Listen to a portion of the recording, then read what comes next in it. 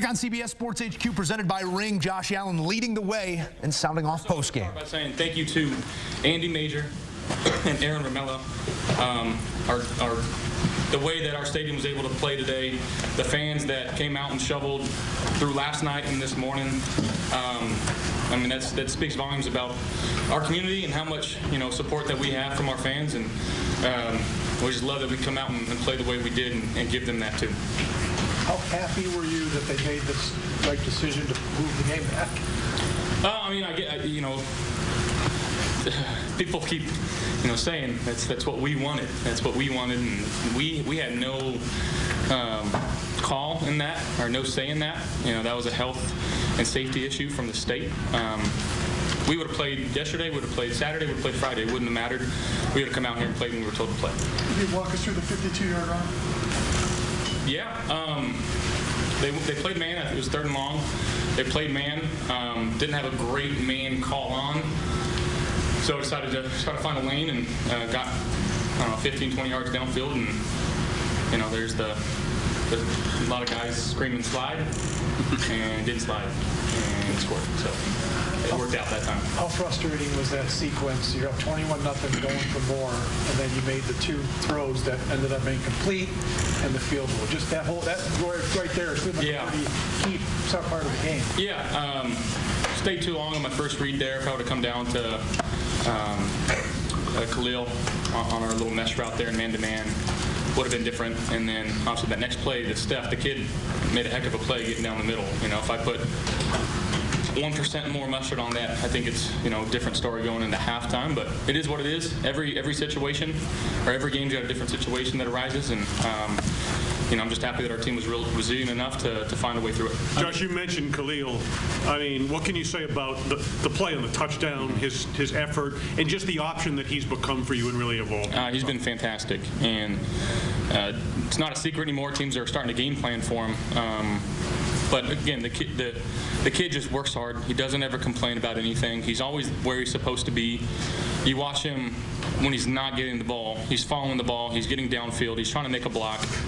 He plays football the right way. And again, when you do that and you combine that with his physical talents, he's very shifty, he's very quick. His hands are fantastic. And you put yourself in good positions to have success, and he's been making the most out of it. And it's been fun to see him grow as a young player. On the Kincaid touchdown, that was right after the turnover.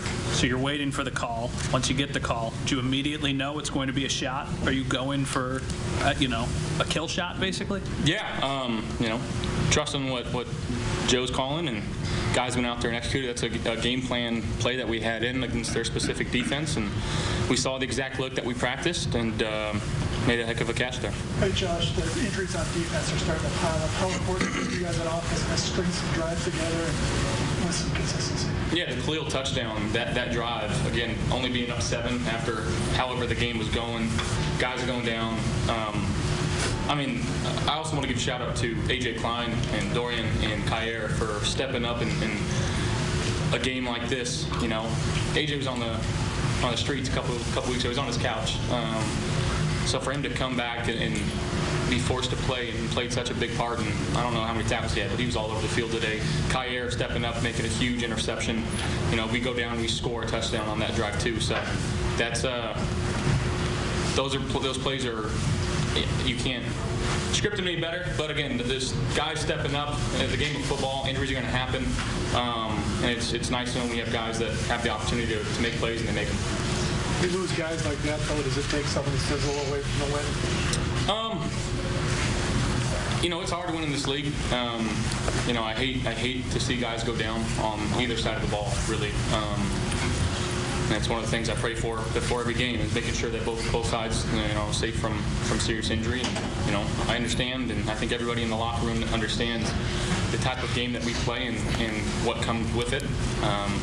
It sucks though when you got guys that are playing at such a high level, guys that are young, that are figuring things out, and having injuries. So again, we got to figure it out and what's going to go on there, and guys are going to step up, and yeah, takes everybody. We always hear.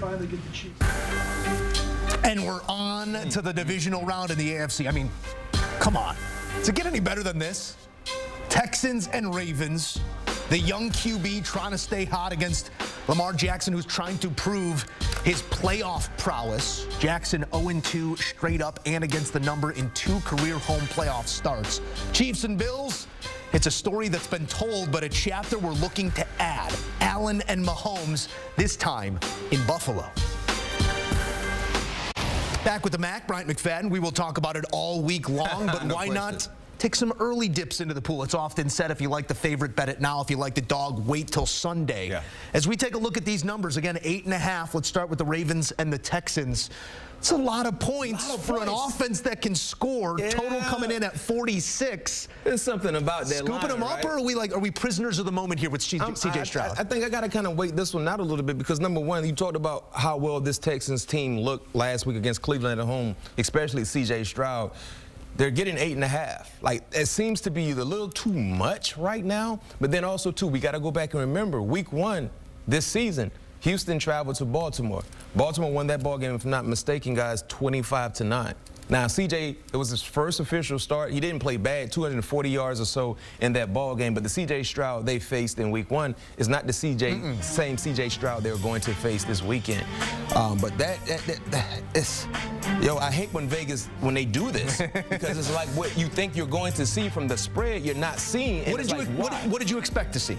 6.5? I'll say anywhere between 5 to 6. Okay. Anywhere between 5 to 6, maybe 6.5 or 5.5, but anywhere between 5 and 6, where you basically need a touchdown to win the ball game. So if we're going to go through this thought experiment, that means we scoop up this 8.5 with Houston. right now, what's keeping you from feeling as confident in that as we should?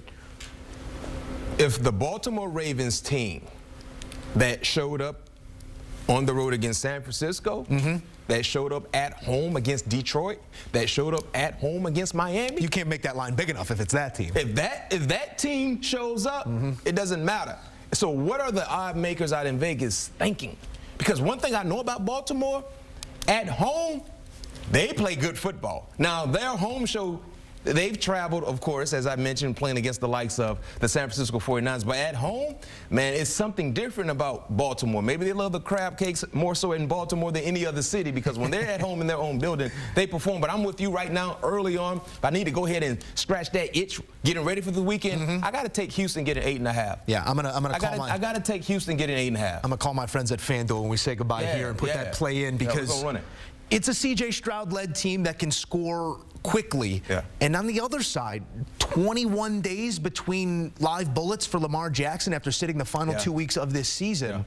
It's sitting the final week, and then the bye week. It's been some time, and a slow start would not surprise me. A slow start laying 8.5, and it's going to be hard for Baltimore to cover that number. We're going to put BMAC down early here, catching the 8.5 with Houston. Bills laying 2.5 at home for Kansas City. That first number maybe didn't look right. This one looks spot on to me. This is where I think I would have made this number. A little bit of favor for the home side here. Almost just a home field advantage there, laying the 2.5. Do you think history plays into this at all, or in a vacuum, how you playing that number? If Josh Allen is going to get over this Pat Mahomes hurdle, this has to be the time to do so.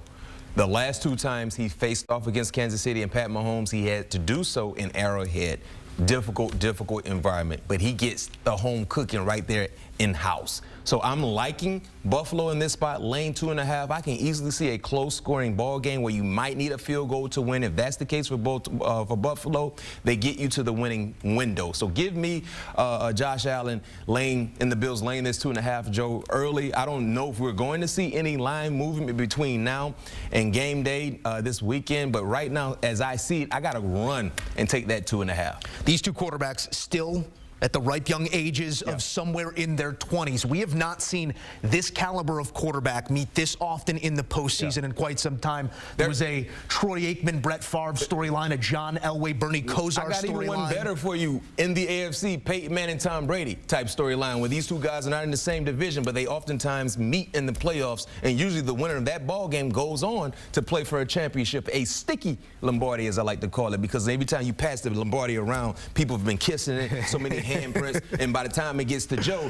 it's super, super sticky, but you embrace the stickiness. Pat Mahomes knows that feeling. Josh Allen, not just yet. He's trying to get that feeling. We'll see if it's different this time around. Mac, we appreciate you.